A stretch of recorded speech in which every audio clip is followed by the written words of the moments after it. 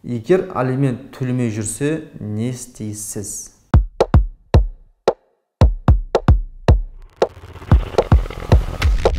Бұл проблеманы айтқанда қазіргі таңда өте көп. Бізге сол сұрақпен өте көп келеді, алимент төлемей жүр деген сұрақпен. Сол туралы айтып өтейік.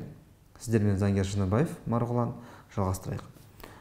Егер төлемейтін болса, бірінші кезекте сот орындаушыға барып, бүгінгі таңда жалпы ол кісінің қарызы қанша анықтау керек, қаулы шығару керек. Қаулыдан кейін барып, бүткіл мүлкіне тыйым салу туралы арыз жазу керек.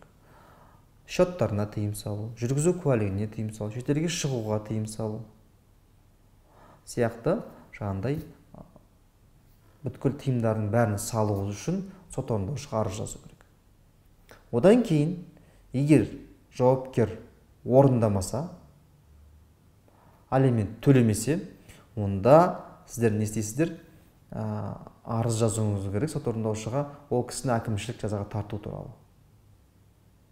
Штраф қою мүмкін, 15 күнге қамауы мүмкін.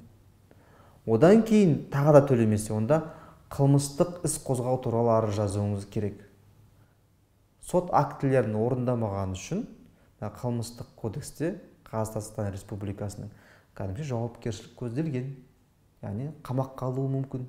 Сондықтан осындай шағымдардың рет-ретімен жазуыңыз керек. Бірінші кезекте сот орындаушыға жазасыздар. Сот орындаушы орындамаса, сот орындаушылар палатасына шағымданасыздар. Олар орындамаса, прокуратураға не істейсіздер? Шағымданасыздар.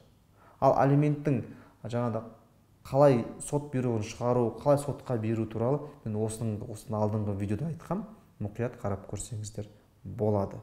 Сондықтан қалай төлеттіремін дейтін болсаңыздар, осы амалдарды қолдану арқылы сіздер оп-оңай алиментті төлеттіре аласыздар. Сіздермен болған заңгер Шыныбаев Марғұлан, астында телефон нөмірі шығады, хабарласыңыздар, комментарий, лайк және сұрақтарыңыз болса астына жазып отырыңыздар. Сау саламатта болыңыздар.